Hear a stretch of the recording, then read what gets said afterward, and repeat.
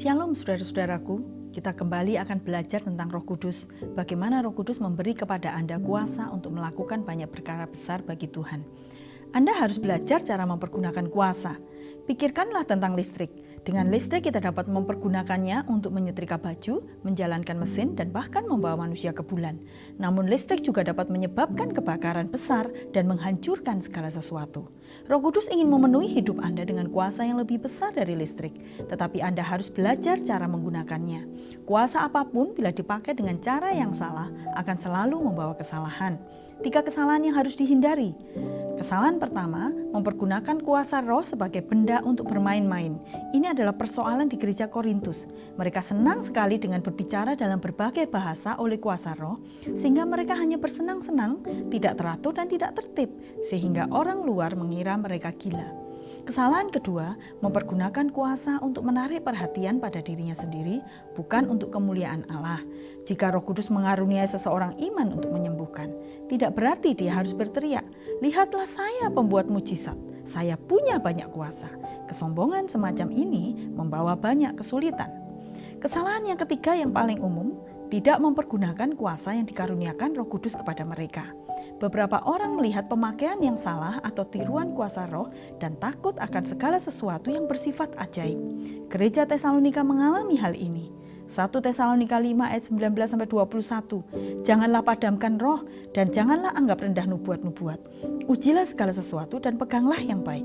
Dipenuhi Roh Kudus bagikan rumah yang dipasangi kawat-kawat listrik. Kawat listrik itu dipasang bukanlah agar Anda tetap duduk dalam kegelapan sambil berkata, "Akhirnya rumahku ada aliran listrik." Tekanlah saklar atau tombol lampu dan nyalakan lampu. Pakailah kuasa itu. Dalam Kisah Para Rasul Anda belajar bagaimana kuasa Roh Kudus dipergunakan dengan cara yang benar. Inilah contoh yang Anda ikuti. Mereka memiliki hidup yang penuh kuasa.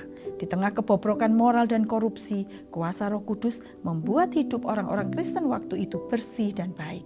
Sekalipun mereka dianiaya, mereka tetap memuji Allah.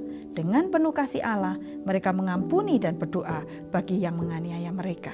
Mereka mempunyai berita yang penuh kuasa. Mereka berbicara dengan bijaksana, masuk akal dan berani karena kuasa Roh Kudus. Mereka memiliki iman yang penuh kuasa. Mereka berdoa dan mujizat terjadi, orang-orang disembuhkan. Kuasa di dalam orang Kristen mula-mula ini menjadikan mereka saksi. Tepat seperti yang dikatakan Yesus sebelum kenaikannya ke surga. Banyak jiwa diselamatkan karena kesaksian mereka yang penuh kuasa itu.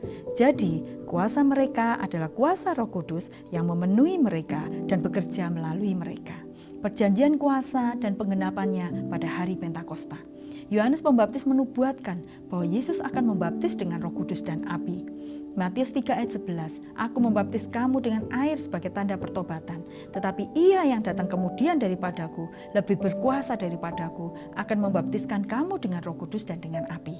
Yesus mempunyai pekerjaan besar bagi orang-orang Kristen yang harus dikerjakan dari abad ke abad. Dia tahu mereka tidak mungkin bisa melakukan dengan kemampuan mereka sendiri.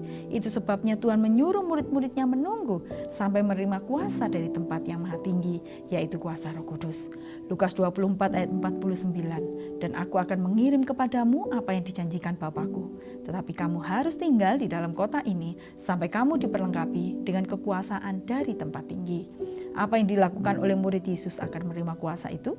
Selama 10 hari, 120 orang berdoa, percaya, dan mengharapkan sesuatu akan terjadi.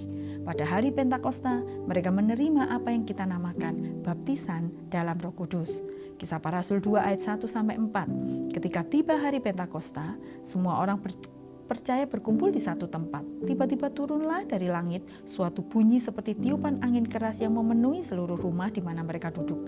Dan tampaklah kepada mereka lidah-lidah seperti nyala api yang bertebaran dan hingga pada mereka masing-masing. Maka penuhlah mereka dengan Roh Kudus, lalu mereka mulai berkata-kata dalam bahasa-bahasa lain seperti yang diberikan oleh Roh itu kepada mereka untuk mengatakannya. Apa yang terjadi setelah itu? Rasul Petrus yang sebelumnya takut akan ejekan tiba-tiba berubah. Dia berdiri tegak dan mengkhotbahkan berita penggenapan janji Allah dengan penuh kuasa. Pertobatan besar-besaran terjadi ketika berita Injil disampaikan dengan penuh kuasa. Baptisan Roh Kudus adalah pengalaman yang terjadi setelah diselamatkan. Para rasul mengharapkan semua orang percaya akan dipenuhi Roh Kudus setelah mereka diselamatkan. Kisah Para Rasul 2 ayat 38-39. Jawab Petrus kepada mereka, "Bertobatlah dan hendaklah kamu masing-masing memberi dirimu dibaptis dalam nama Yesus Kristus untuk pengampunan dosamu. Maka kamu akan menerima Roh Kudus. Sebab bagi kamulah janji itu dan bagi anak-anakmu dan bagi orang yang masih jauh, yaitu sebanyak yang akan dipanggil oleh Tuhan Allah kita." Pada gereja mula-mula, jika orang yang baru diselamatkan tidak segera menerima baptisan Roh Kudus, seseorang pergi berdoa bagi mereka agar menerima baptisan itu. Kisah Para Rasul 8 ayat 14-17. Ketika rasul-rasul di Yerusalem mendengar bahwa tanah Samaria telah menerima firman Allah, mereka mengutus Petrus dan Yohanes ke situ. Setibanya di situ, kedua rasul itu berdoa supaya orang-orang Samaria itu beroleh Roh Kudus. Sebab Roh Kudus belum turun ke atas seorang pun di antara mereka, karena mereka hanya dibaptis di dalam nama Tuhan Yesus. Kemudian keduanya menumpangkan tangan di atas mereka, lalu mereka menerima Roh Kudus. Setelah Saulus bertobat, Tuhan mengutus Ananias berdoa bagi dia. Kisah Para Rasul 9 ayat 17. Lalu pergilah Ananias ke situ dan masuk ke rumah itu. Ia menumpangkan tangannya ke atas Saulus, katanya, "Saulus, saudaraku, Tuhan Yesus yang telah menampakkan diri kepadamu di jalan yang engkau lalui, telah menyuruh aku kepadamu, supaya engkau dapat melihat lagi dan penuh dengan Roh Kudus." Berbeda dengan pengalaman orang-orang percaya di Efesus, seperti banyak orang Kristen dewasa ini, mereka sama sekali belum mendengar bahwa Allah ingin memenuhi mereka dengan Roh Kudus. Kisah Para Rasul 19 ayat 2 dan 6. Katanya Paulus kepada mereka, "Sudahkah kamu menerima Roh Kudus ketika kamu menjadi percaya?" Akan tetapi mereka menjawab dia, "Belum, bahkan kami belum pernah mendengar bahwa ada Roh Kudus." Dan ketika Paulus menumpangkan tangan di atas mereka, turunlah Roh Kudus ke atas mereka, dan mulailah mereka berkata-kata dalam bahasa roh dan bernubuat. Dari pengalaman yang terjadi dalam gereja yang mula-mula, Allah ingin memenuhi semua orang percaya dengan Roh Kudus dan kuasa. Kepada siapa saja? Kepada semua orang, kaya miskin, tua muda, terpelajar, ataupun buta huruf.